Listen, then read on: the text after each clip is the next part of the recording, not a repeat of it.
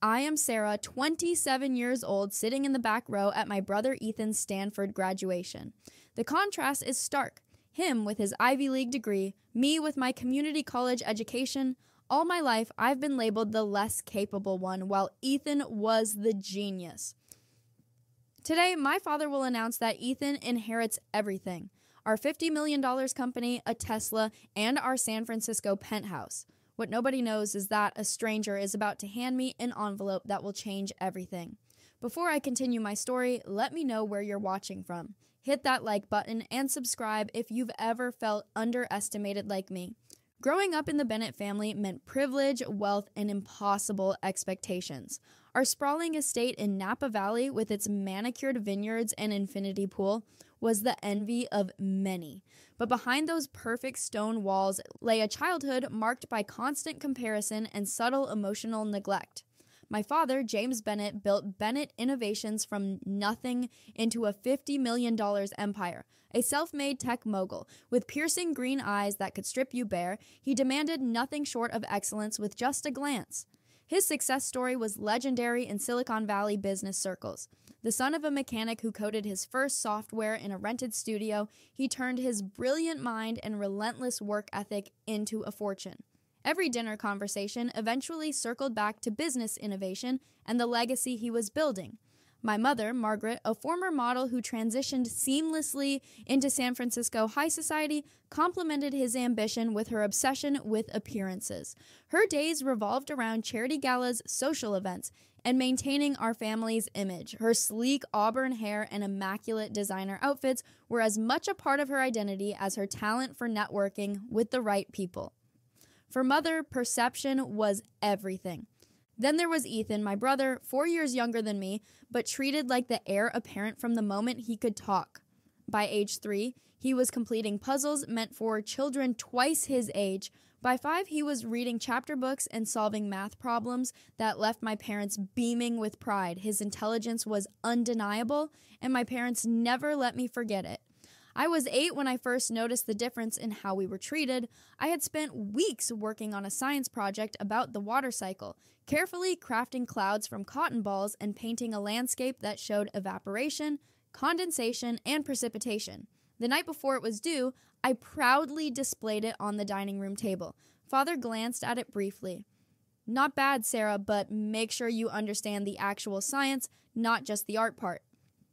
2 hours later, Ethan toddled in with a simple circuit he had built with Father, making a small light bulb glow. Father called Mother in to witness this miracle. "Look at this, Margaret, 4 years old and already understanding electrical circuits. This boy is going to change the world someday."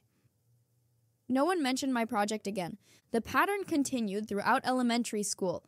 My report cards with B's and occasional C's were met with tight smiles and comments about needing to apply myself more. Ethan brought home nothing but A's, often with notes from teachers about his exceptional abilities. Each perfect grade was celebrated, each academic achievement commemorated. What no one bothered to notice was how hard I tried. I spent hours staring at pages that seemed to swim before my eyes, letters jumbling and rearranging themselves no matter how much I concentrated. Math problems that seemed simple to others required triple the effort for me to solve. But whenever I asked for help, the response was always some variation of, "You just need to focus more, Sarah. Look at how easily Ethan grasped these concepts." By 6th grade, the roles in our family were firmly established. Ethan was the genius, the future of Bennett Innovation. I was the disappointment, the one who didn't measure up. The divide grew more pronounced when I entered 8th grade. My science fair project that year was on sound waves, and I had spent months researching and building a demonstration of how different frequencies affected water patterns. The night before the fair, I practiced my presentation for the family. Father checked his watch repeatedly during my explanation. When I finished, he nodded absently. "Sounds interesting enough. Just try not to mumble during the actual presentation. You know how that makes you sound." Then Ethan, not even in middle school yet, bounded in with a complex computer program he had written that could calculate prime numbers.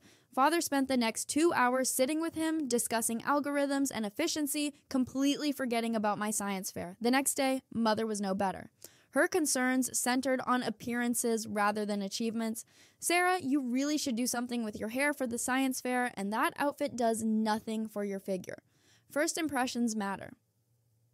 The only person who seemed to see me was Mrs. Carter, our housekeeper. She had been with the family since before I was born, and her kind eyes missed nothing. That evening, she found me crying in my room. "Your project is wonderful, Sarah," she said, sitting beside me on the bed. "Different kinds of intelligence are valuable in this world.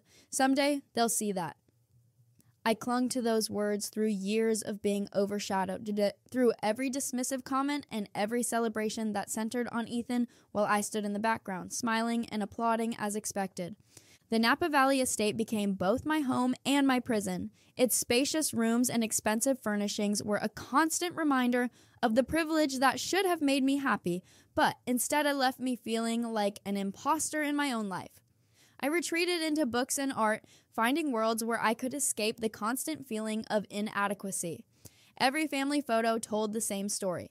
Father standing tall and proud, mother elegant and poised, Ethan front and center with his awards or latest accomplishment, and me slightly to the side, the awkward addition who never quite fit the Bennett success narrative. Weekends were the worst. Father would take Ethan golfing with business associates or to the office to show him the workings of Bennett Innovations. Mother would attend her social functions, occasionally bringing me along but always introducing Ethan as our little genius before quickly mentioning that I was there too. By the time I reached high school, I had accepted my place in the family hierarchy. The quiet disappointment, the one who would never quite measure up to the Bennett name. What I didn't know then was that my struggle had a name and that my path would eventually lead me to a revelation that would shake our family to its core. But that understanding was still years away, buried under layers of self-doubt and the weight of never being good enough. High school intensified the disparities in how Ethan and I were treated. While I struggled through regular classes, Ethan was already taking advanced placement courses at just 13, having skipped 2 grades due to his exceptional abilities. My parents never tired of telling anyone who would listen about their prodigy son. I worked twice as hard as my classmates for half the results. Late nights bent over textbook, weekends sacrificed to studying rather than socializing, all to earn B's and occasional A's that received nothing more than a passing nod from my parents. Meanwhile, Ethan breezed through material years beyond his age level, earning perfect scores with seemingly little effort. The breaking point came during my sophomore year. I overheard a conversation that confirmed my worst fears about how my father viewed me. It was parent-teacher conference night, and I had forgotten my jacket in the classroom. As I approached to retrieve it, I heard my father speaking to my English teacher. "Sarah has always been the disappointment academically," he said, his voice carrying that familiar tone of resignation. "We've tried everything, but she simply doesn't have the Bennett aptitude. At least we have Ethan to carry on the family legacy." I froze outside the door, my heart shattering into 1,000 pieces. It was one thing to suspect how they felt, another entirely to hear it stated so plainly. I retrieved my jacket the next day instead and never mentioned what I had heard. That same year, I discovered photography. My art teacher, Miss Harper, noticed my eye for composition and encouraged me to join the photography club. Behind the lens, I found a world where my dyslexia didn't matter, a world where I could express myself without struggling with words or numbers. For the first time, I excelled at something. When I showed my parents my photographs that had been selected for the school art show, Mother tilted her head and said, "That's a nice hobby, dear, but don't let it distract from your academic studies." Father barely glanced at them. "The real world runs on technology and business acumen, Sarah, not artistic hobbies." Their dismissal hurt, but I had grown accustomed to the pain. I continued taking photographs, finding solace in capturing moments of beauty and truth that my parents couldn't diminish. It was through the photography club that I met Emily, who became my first true friend. Tall, with wild curly hair and an infectious laugh, she really saw me in a way no one in my life ever had. "These are amazing, Sarah," she said the first time she saw my work. "You have a gift for finding beauty in unexpected places." Her words were a balm to my wounded spirit. With Emily, I could just be myself. No expectations, no comparisons, no disappointment. My 16th birthday crystallized my place in the family. Mother had promised a small celebration dinner. I invited only Emily, not wanting to draw attention to my lack of other close friends. The day before, Ethan won a prestigious youth science award. My parents immediately planned an elaborate celebration for him, coincidentally on the same day as my birthday dinner. I sat at one end of our long dining table with Emily, while 20 of my parents' friends and business associates fawned over Ethan at the other end. My birthday cake was brought out as an afterthought, most of the candles already melted into the frosting because everyone was too busy listening to Ethan explain his award-winning project. "Happy birthday, sweetie," Mother said distractedly before turning back to Ethan and his admirers. Later that night, Emily hugged me tightly before leaving. "You deserve so much better, Sarah." It was during junior year that Miss Rivera, my school counselor, first suggested I might have a learning disability. She had noticed patterns in my academic struggles that seemed at odds with my obvious intelligence. "Have you ever been tested for dyslexia?" she asked during one of our meetings. When I brought up the possibility to my parents, they dismissed it immediately. "The Bennett family doesn't have learning disabilities," Mother said firmly. "You simply need to apply yourself more diligently." Father was even more dismissive. "That's just an excuse for not working hard enough. If you put in the effort Ethan does, you'd see better results." Unwilling to let it go, I spoke with my English teacher, Mr. Lopez, who had shown me kindness and patience. Without telling my parents, he helped me develop strategies to work around what we both suspected was dyslexia. With his guidance, my grades improved slightly, though the improvement went largely unnoticed at home. The ultimate confirmation of my secondary status came when Ethan, at just 16, received early acceptance to Stanford. My parents threw an extravagant party with over 100 guests.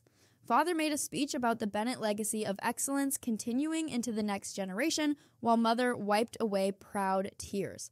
I stood in the background, the dutiful sister smiling and congratulating Ethan while feeling increasingly invisible. My own high school graduation 4 months later was treated as a minor event. Father had an important business meeting that morning and arrived just as the ceremony was ending.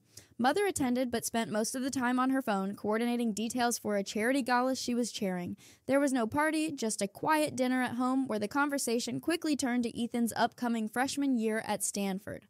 That summer, I made a decision that surprised everyone, including myself. I announced that I would be moving out and attending the local community college. "Community college?" Mother echoed, her voice dripping with disdain. "But what will people think?" Father sighed heavily. "If that's the best you can manage, I suppose we have to accept it. Not everyone can be Stanford material." The words stung, but I held firm. With money saved from a part-time job at a local photography studio, I rented a small apartment near the community college in Sacramento. It was tiny, with just enough room for a bed, desk, and my photography equipment, but it was mine, a space where I wasn't constantly reminded of my inadequacy. The day I moved out, Mrs. Carter hugged me tightly. "Sometimes you need to leave to find yourself," she whispered. "I'm proud of you, Sarah." Her words gave me strength as I embarked on a new chapter, determined to define myself on my own terms, away from the shadow of Bennett expectations. Community college became my unexpected salvation. During my first semester, a perceptive English professor suggested I get formally tested for learning disabilities. The results confirmed what Miss Rivera had suspected years earlier. I had moderate to severe dyslexia. Far from being devastated by the diagnosis, I felt an overwhelming sense of relief. My struggles had a name. I wasn't stupid, lazy, or disappointing. My brain simply processed information differently. With proper accommodations like extended test times, text-to-speech software, and alternative assessment methods, I began to thrive academically for the first time in my life. I wish I could say I immediately shared this revelation with my family, but years of dismissal and diminishment had taught me caution. Instead, I kept my diagnosis and newfound academic success to myself, a private victory that no one could diminish with comparisons to Ethan. It was during my second year that I met Professor Laura Mitchell, who would change the trajectory of my life. Tall and commanding with silver-streaked dark hair, she taught computer science with a passion that made even the most complex concepts accessible. After class one day, she called me to her desk. "You have a unique way of approaching problems, Sarah," she said, showing me my latest assignment. Where most students follow standard algorithms, you consistently find creative workarounds. That's a rare and valuable skill. For someone who had been told all her life that she was the disappointment, hearing that I possessed something rare and valuable was like water in a desert. Professor Mitchell invited me to join a small research group she was mentoring, and I accepted immediately. Under her guidance, I was introduced to coding and technology on my own terms, without the pressure of family expectations or inevitable comparisons to Ethan. To my surprise, I discovered a natural talent for it. My dyslexia, which had been such an obstacle in traditional academic settings, gave me a different perspective on pattern recognition and problem solving that proved advantageous in programming. My nonlinear thinking helped me visualize solutions that others missed, and Professor Mitchell encouraged me to develop this strength. She introduced me to various assistive technologies for people with learning disabilities, and I was struck by how inadequate many of them were. Most had been designed by people who didn't truly understand the challenges they were trying to address. That was when the idea first took root. What if I could create something better, something that truly understood and addressed the needs of people like me? I began spending every free moment in the computer lab, teaching myself additional programming languages and studying user experience design. Nights, weekends, holidays, all dedicated to my growing project. I started small, creating a simple browser extension that adjusted text display for easier reading by dyslexic users. When I showed it to Professor Mitchell, her eyes lit up. "This has real potential, Sarah. Have you thought about expanding it?" Her encouragement was all I needed. Over the next months, my project grew into a comprehensive accessibility software platform designed specifically for people with learning disabilities. I named it Horizon Reader after the promise of new beginnings, just as I was forging a new path from the ashes of my former self-perception. All this time, I maintained minimal contact with my family. Occasional holiday dinners and obligatory family events were exercises in restraint as I listened to detailed accounts of Ethan's Stanford triumphs. He was double majoring in computer science and business, interning at major tech companies during summers, and being groomed to eventually take over Bennett Innovations. During one particularly painful Christmas dinner, Father presented Ethan with a brand new Tesla. "This is just a taste of what awaits you once you graduate and join the company," he said proudly. My gift was a $200 gift card to a department store. The disparity might have crushed me once, but I was building something of my own now, something that gave me purpose beyond seeking parental approval. The turning point came at a small technology showcase organized by the community college. I had entered Horizon Reader, and to my surprise, it attracted attention. One attendee in particular, a tall man with kind eyes and a thoughtful demeanor, spent nearly an hour asking me detailed questions about the software, its capabilities, and my vision for its future.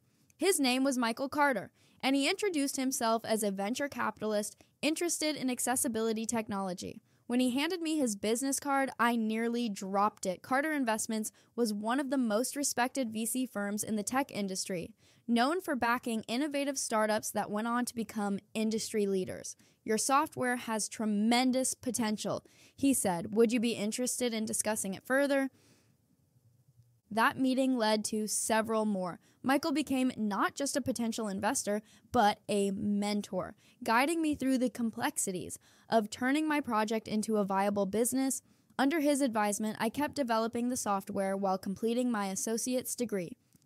"I'd love to introduce you to some potential investors," Michael said after reviewing my latest prototype, "but they'll want to know who they're backing.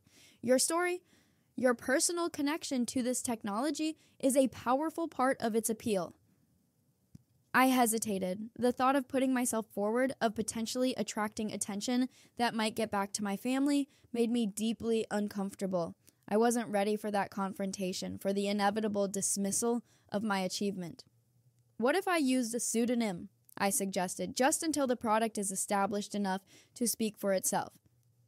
Michael considered this. "It's unusual, but not unheard of. Some founders do prefer to remain anonymous initially. What did you have in mind?" "Il Harper," I said after a moment of thought. Harper had been my maternal grandmother's maiden name, one of the few family connections I still cherished. "All right, E.L. Harper, it is for now," Michael agreed.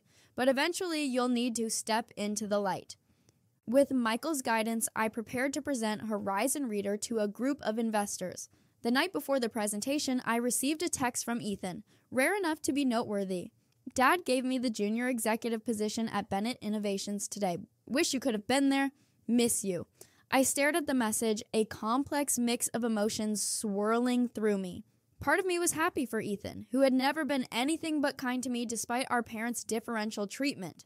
Another part ached with the familiar pain of exclusion, and a new part, one growing stronger every day, whispered that soon, very soon, I would have achievements of my own to celebrate. The next day, my presentation to the investors was a resounding success. Horizon Reader received seed funding of $1.5 million, enough to establish Horizon Software as a legitimate startup and hire a small team of developers to help refine the product. Throughout this period, I maintained my anonymity as E.L. Harper, communicating with my team remotely and letting Michael be the public face of the company when necessary. While my professional life flourished in secret, family gatherings continued to be exercises in invisibility. Just before the official launch of Horizon Reader, the software won a prestigious innovation award. The anonymous creator E.L. Harper became the subject of industry speculation. Who was this mysterious developer who had created such groundbreaking accessibility software? As I watched the coverage from my apartment, I felt a surge of validation. My work, born from my own struggles and perseverance, was being recognized on its own merits. No family name, no connections, just pure innovation and determination. The next time I saw my family at Thanksgiving, I sat quietly as Father and Ethan discussed Bennett Innovations' business strategies. Mother asked about my little photography hobby, having apparently forgotten that I had graduated with a degree in computer science. "I'm working on a project," I said vaguely, "something I believe in." Father nodded distractedly. "That's nice, dear." "Ethan, tell us more about the new client acquisition strategy you're proposing." I smiled into my cranberry sauce, holding my secret close. Soon, very soon, they would not be able to dismiss me so easily. After securing initial funding, I formally established Horizon Software LLC with myself as the sole proprietor, operating under the pseudonym E.L. Harper. Michael connected me with his network of tech industry contacts, many of whom were impressed by both the software and the mysterious founder narrative we had created. With money in the bank and a growing team of talented developers working remotely, Horizon Reader evolved from a simple browser extension into a comprehensive suite of accessibility tools. We expanded beyond dyslexia to address multiple learning differences, creating customizable solutions that could adapt to individual needs. To maintain my anonymity, I set up a private office in a co-working space across town from my apartment in Sacramento. My team believed I was simply a private person who preferred to work independently, not realizing that E.L. Harper was hiding a much more personal story. Within 18 months of launch, Horizon Software was no longer just a promising startup. Major educational institutions began adopting our platform, followed by corporate clients who recognized the value in making their systems more accessible. Revenue grew exponentially, and suddenly I found myself at the helm of a multi-million-dollar company that was changing lives. Each success email from users reinforced that I was on the right path. Messages poured in from students who could finally read without struggle, professionals who no longer had to hide their learning differences, parents grateful that their children had tools I never had. "Thank you for giving me back my confidence," one user wrote. "For the first time in my life, I don't feel stupid." Those words resonated deeply. I printed that email and kept it pinned above my desk as a reminder of why Horizon mattered. As Horizon Software grew, I reinvested most of the profits back into research and development, determined to stay at the cutting edge of accessibility technology. We expanded into mobile applications, artificial intelligence-assisted learning, and even began developing hardware specifically designed for users with various learning differences. 3 years after launch, Horizon Software was valued at over $200 million. Business publications began speculating about the identity of the reclusive founder. Who was E.L. Harper, and why did they remain in the shadows while their company transformed the accessibility landscape? The irony of my situation became even more pronounced when Bennett Innovations, my father's company, began losing market share to newer, more innovative firms, including Horizon. Their educational software division, once a market leader, was particularly affected by our superior accessibility features. During a rare family dinner, I listened as father complained about changing market dynamics. These upstart companies with their flashy new features are eating into our core business, he grumbled, especially that Horizon software with their accessibility nonsense. What's wrong with making software more accessible? I asked, keeping my voice casual while my heart raced. Father waved a dismissive hand. It's a niche market, not worth the development costs for such a small user base. Ethan, to his credit, disagreed. Actually, Dad, I think Horizon is onto something. Learning disabilities affect a significant percentage of the population. Making technology more accessible isn't just good ethics, it's good business. Father scoffed. Well, when you take over the company, you can waste resources on that if you want. Speaking of which, Ethan graduates in 3 months. We should start planning the celebration, and just like that, I was invisible again. As Ethan's Stanford graduation approached, the pressure from my investors to reveal myself as E.L. Harper intensified. Horizon was preparing for a major new product launch, and my continued anonymity was becoming a liability rather than an asset. Michael called me into his office for a serious conversation. Sarah, it's time, he said gently. Horizon has outgrown the mysterious founder narrative. The company needs a face, a story, a leader who can stand in the spotlight. I know, I admitted. I've been thinking about it too. May I ask what's holding you back? Is it just about privacy, or is there something more? I hesitated, then decided to trust him with the full truth. I told him about growing up as the disappointment, about being labeled the less capable one while Ethan was the genius, about years of dismissal and diminishment. Michael listened without interruption, his expression thoughtful. So, your family has no idea that you founded Horizon, that you're E.L. Harper? None, I said. They think I have some vague job in tech support or something. They never ask for details and Ethan's graduation, he said. I've been invited. Father is planning to make some big announcement about Ethan's future and the family legacy. Michael leaned forward, his eyes intent. Sarah, I don't believe in coincidences. The timing of this, Ethan's graduation, and our need to reveal you as Horizon's founder feels significant. Perhaps the universe is offering you an opportunity. For what? I asked. For closure, for vindication, for finally being seen. The thought terrified and exhilarated me in equal measure. I'm not suggesting you do this for revenge, Michael continued. Revenge is hollow. But there's power in standing in your truth, in no longer hiding your light. I considered his words carefully. What exactly are you suggesting? Michael smiled. I have some ideas, but first I need to know if you're ready to tell the world and your family who you really are. After a long moment, I nodded. Yes, I think it's time. Over the next weeks, as Ethan's graduation approached, Michael and I prepared for what we came to call Operation Horizon Reveal. Legal documents were drawn up, press releases drafted, a comprehensive communication strategy developed. The week before the graduation, I received a formal invitation to Ethan's graduation celebration dinner. Father had rented out an entire upscale restaurant in Palo Alto for the occasion. The invitation mentioned a special announcement regarding the future of Bennett Innovations. Perfect timing, Michael said when I showed him. Are you ready? I took a deep breath, ready as I'll ever be. The day before the graduation, Horizon Software filed paperwork for a significant business move, one that would remain confidential until the following day. As I packed my bag for the trip to Palo Alto, I found myself surprisingly calm. After years of hiding in the shadows, of diminishing myself to avoid disapproval, I was finally ready to step into the light. Whatever happened next, I would face it as my authentic self, not as the disappointment or the invisible daughter, but as Sarah Bennett, founder and CEO of Horizon Software. Michael prepared a special envelope containing documents that would change everything. His parting words stayed with me as I boarded my flight to San Francisco.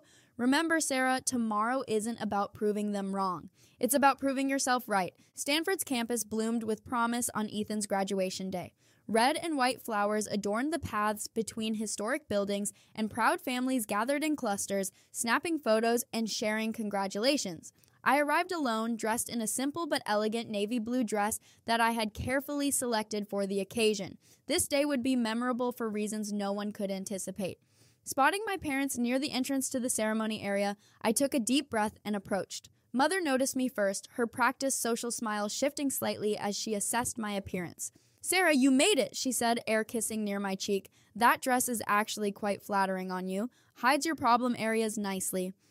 Some things never changed. Father acknowledged me with a brief nod before immediately returning to a conversation with one of Ethan's professors about the latest technological innovations. I was used to this routine, polite recognition followed by immediate dismissal.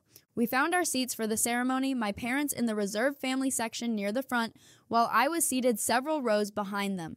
Even in seating arrangements, the hierarchy was clear. As I waited for the ceremony to begin, I overheard snippets of my parents' conversations with other prestigious families. "Our Ethan is graduating summa cum laude," Mother informed another elegantly dressed woman. "He's already been offered executive positions at several major tech companies, but of course he'll be joining Bennett Innovations. The family legacy, you know?" The woman nodded appreciatively. "And your daughter?" she asked, glancing back in my direction. Mother's smile tightened almost imperceptibly. "Sarah is finding her way." Not everyone has Ethan's gifts. The familiar sting had lost much of its power. Today, it barely registered.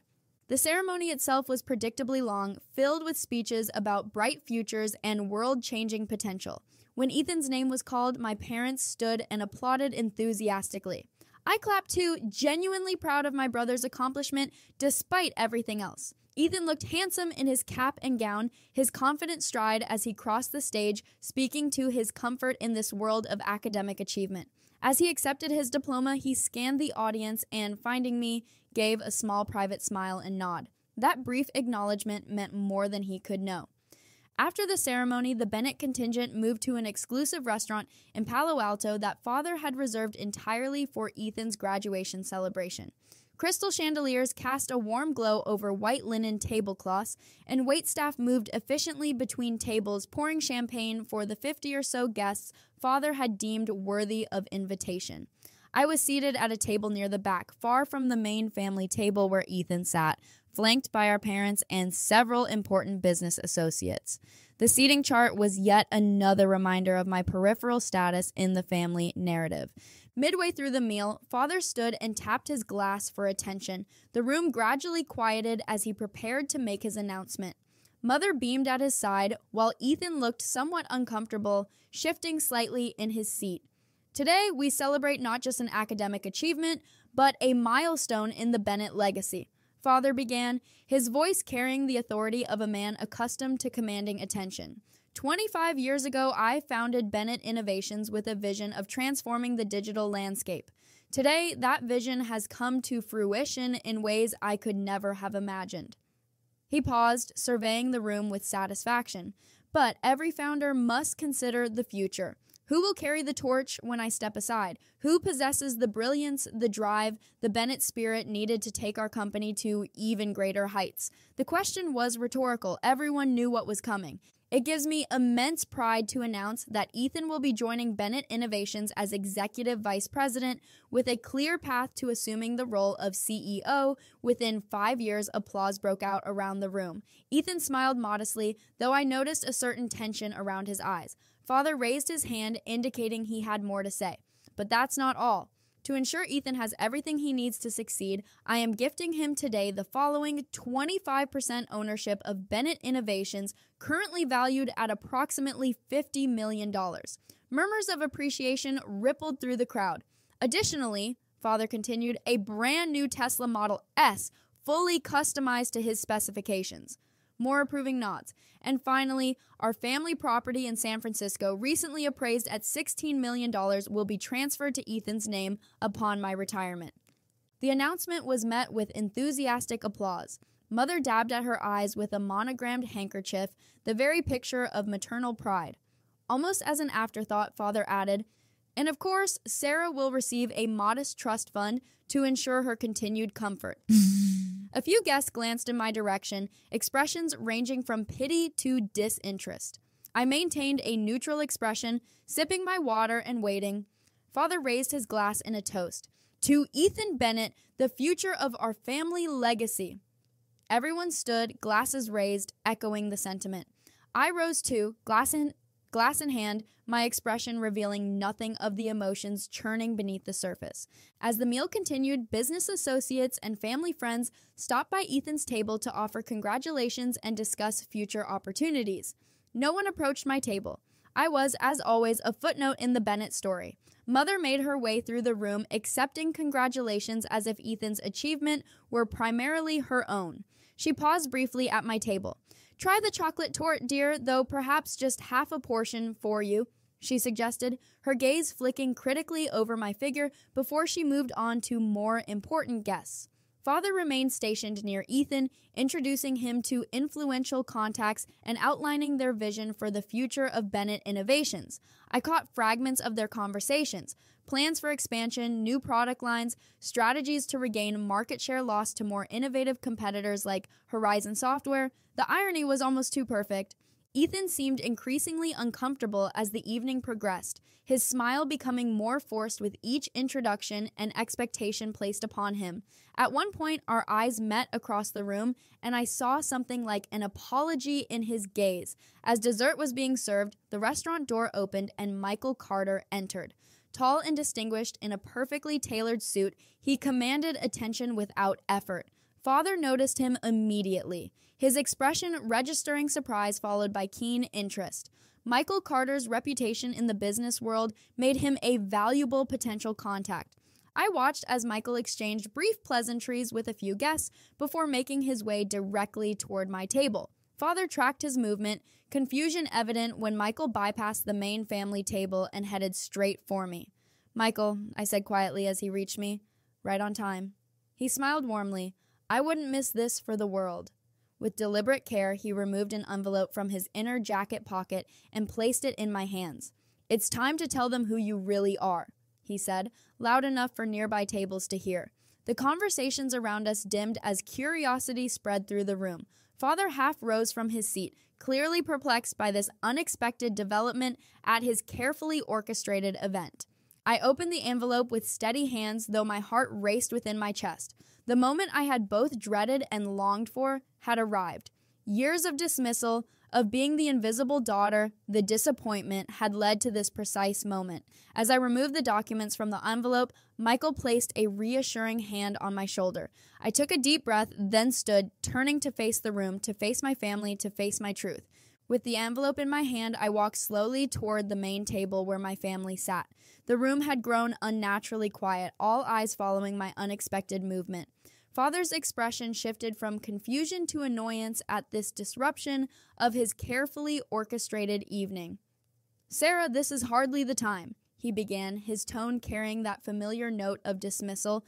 I stopped directly across from him, Michael a supportive presence just behind me. "Actually, Father, I think this is exactly the time." Something in my voice, a newfound confidence, perhaps, caught his attention. He fell silent, watching me warily. "Do you know what Horizon Software is?" I asked, my voice clear and steady. Father frowned. "Of course I do. They're one of our main competitors in the educational software market. What does that have to do with anything?" I placed the envelope on the table. "Everything, actually." With deliberate movements, I removed the documents and laid them out for him to see. Corporate filings, financial statements, press releases prepared for tomorrow's announcement. "My name is Sarah Bennett," I said loud enough for everyone to hear, "but in the business world, I'm better known as E.L. Harper, founder and CEO of Horizon Software." The silence that followed was absolute. Mother's champagne glass froze halfway to her lips. Ethan's eyes widened, then a slow smile spread across his face. Father stared at the documents, then at me, disbelief etched in every line of his face. "That's impossible," he finally said, his voice strained. "Horizon Software is worth $212 million as of yesterday's valuation. More than 4 times the value of Bennett Innovations." I finished for him. I could almost see him processing this information, his businessman's mind calculating the implications even as he struggled with the concept that his disappointing daughter could have achieved this. You expect us to believe that you, who could barely pass basic math, created one of the most innovative software companies of the decade? Mother interjected, her voice brittle with skepticism. I turned to her, smiling gently. Yes, Mother. I, who could barely pass basic math because of my undiagnosed dyslexia, created Horizon software specifically to help people like me overcome learning challenges that the education system fails to address. Dyslexia? Mother echoed, as if the word were foreign to her. Yes, I said, the learning disability you and Father refused to have me tested for because the Bennett family doesn't have learning disabilities, the one that made me struggle through school while you both labeled me the disappointment. Father had begun examining the documents more closely, his businessman's instincts taking over. His face paled as he recognized the legitimacy of what he was seeing. Why would you keep this secret? Why operate under a pseudonym? He demanded. Would you have believed me if I had told you? Would you have supported me, invested in my vision, celebrated my achievements the way you celebrated Ethan's every accomplishment? His silence was answer enough. I didn't create Horizon to spite you, I continued, my voice softening. I created it because I saw a need that no one else was addressing properly. I created it to help people like me who've been made to feel stupid or lazy or less than because their brains work differently. I turned to address the entire room. Horizon Software's accessibility platforms are now used by over 3 million people worldwide. We have partnerships with 200 universities, 500 school districts, and over 1,000 corporations who recognize that accessibility is not just ethical, it's good business. One of Father's business associates spoke up. Bennett Innovations has been losing clients to Horizon for the past 2 years. Their educational software division is struggling to compete.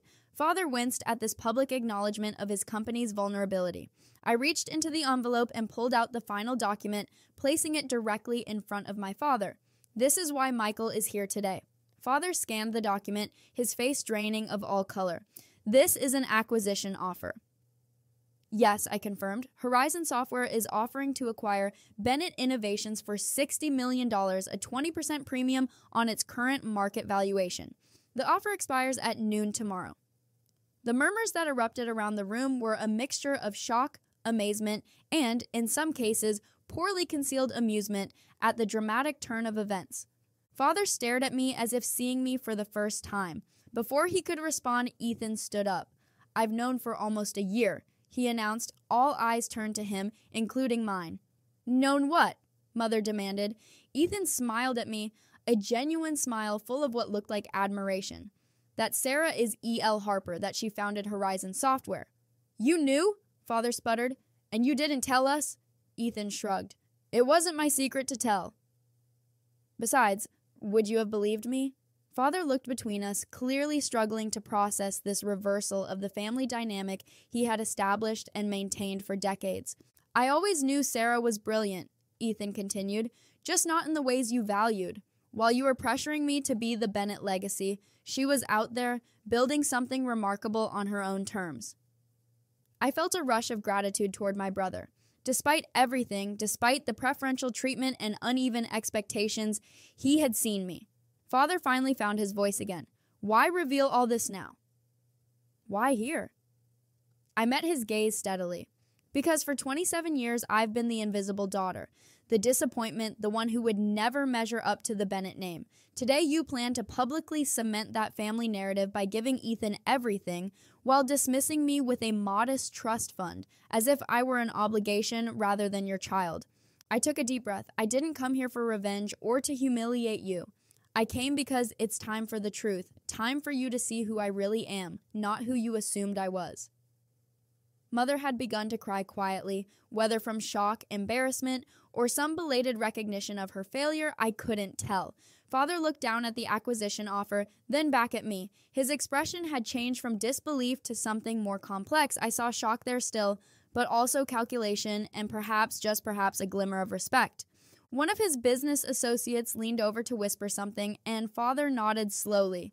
He straightened his shoulders, businessman mode, fully engaged.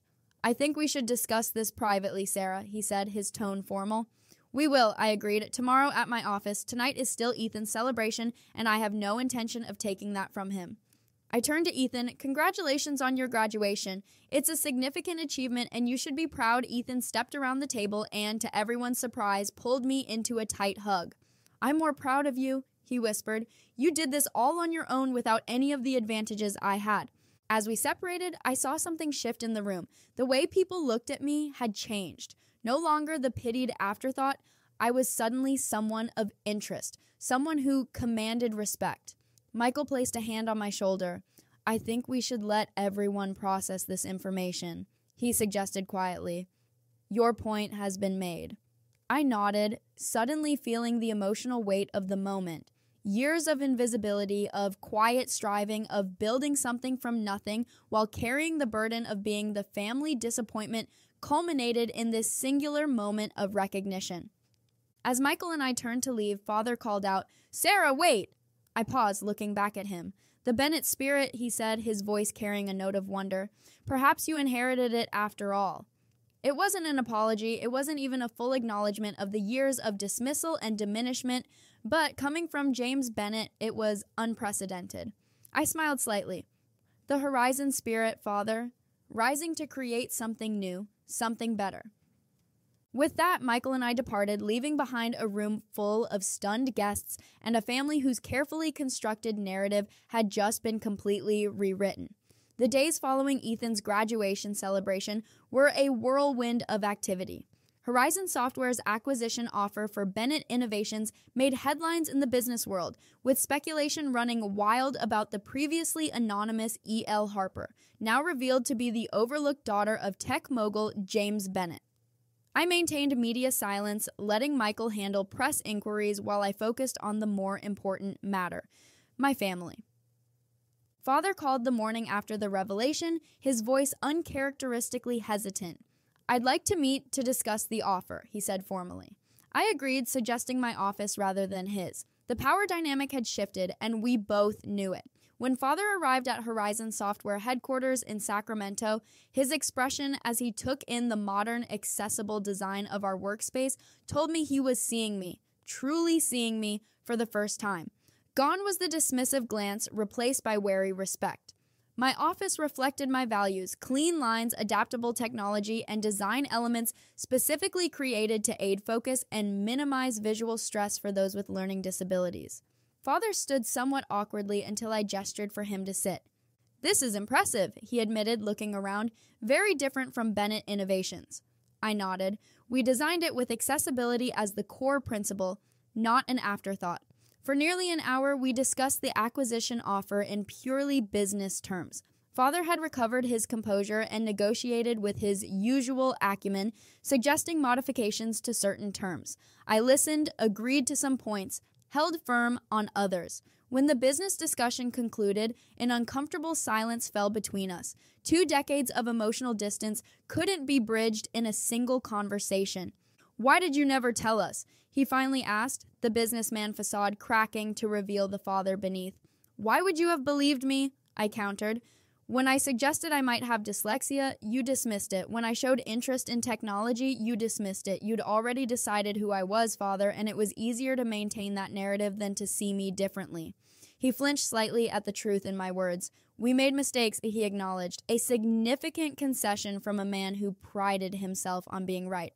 "Your mother and I, we saw what we expected to see." "And Ethan?" I asked.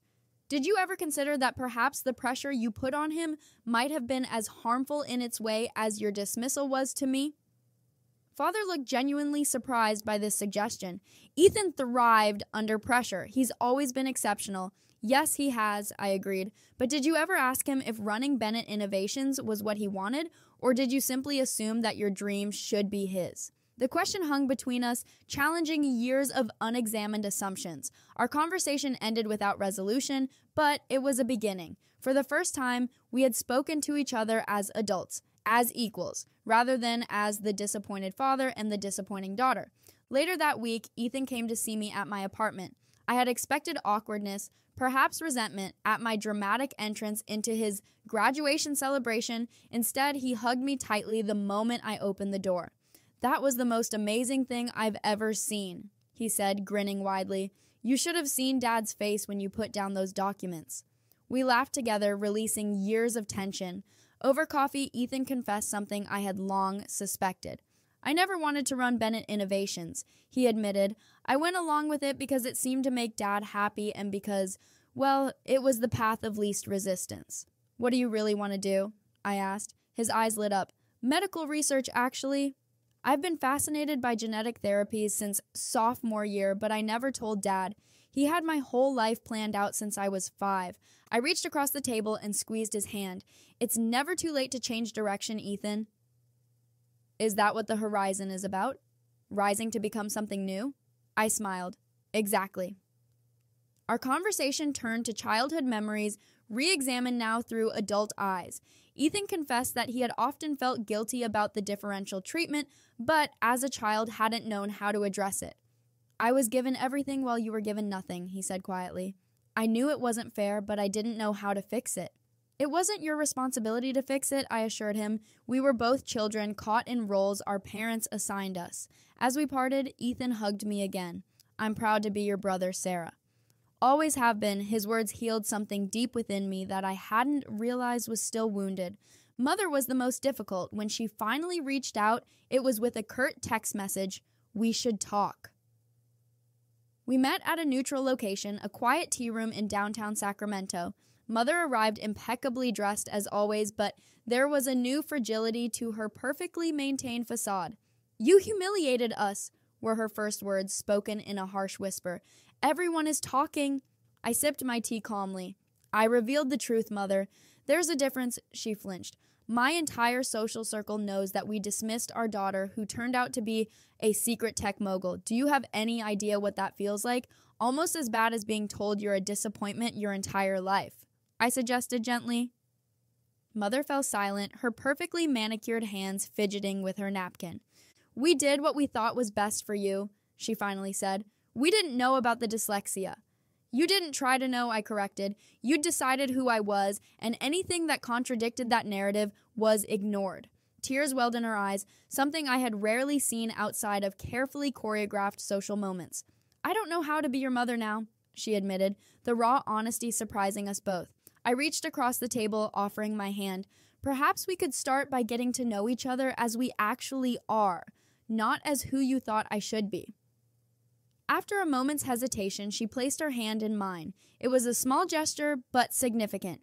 In the weeks that followed, the acquisition was finalized. Horizon Software acquired Bennett Innovations for $62 million, with provisions to maintain employment for all current staff. Father accepted a position on the board of directors, bringing his experience while acknowledging the new leadership. My first act was to establish the Bennett Horizon Foundation, dedicated to identifying and supporting students with learning disabilities. The foundation provided testing, technology, and mentorship to ensure no child felt stupid or less than because their brain worked differently. As part of the foundation's launch, I gave my first public interview as E.L. Harper, sharing my story of growing up with undiagnosed dyslexia and how it led to creating Horizon Software. The response was overwhelming. Thousands of emails poured in from people sharing similar experiences, parents seeking help for their children, educators looking to improve their approach to learning differences. The healing with my family was slower, more tentative. We began with a family dinner at a restaurant of my choosing, neutral ground for all of us. The conversation was stilted at first, years of established patterns difficult to break, but gradually something new emerged. Father asked about my business strategies with genuine interest. Mother mentioned a charity focused on learning disabilities that she thought might partner with the foundation. Ethan talked excitedly about a medical research program he was applying to, with my full support.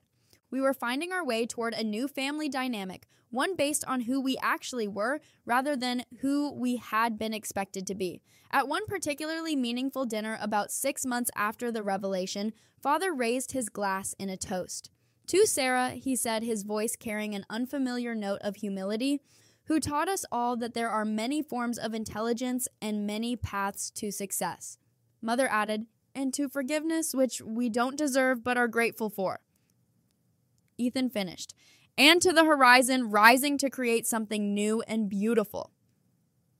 As we clinked glasses, I felt a sense of peace that had eluded me for most of my life. The journey had been long and painful, but necessary. I had not only built a successful company, but had finally broken free of the limitations others had placed upon me. My story was never about revenge or proving my worth to those who had dismissed me. It was about discovering my own value, regardless of external validation, about creating something meaningful from my struggles, about transforming pain into purpose.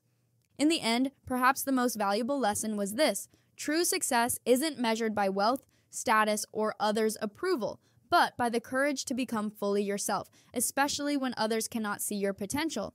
So I ask you, what hidden strengths have you been told were weaknesses? What unique perspective might you offer that others have dismissed? Remember that sometimes the greatest innovations come from those who see the world differently. The horizon lives in all of us, waiting for the moment to rise. I'd love to hear your stories in the comments below.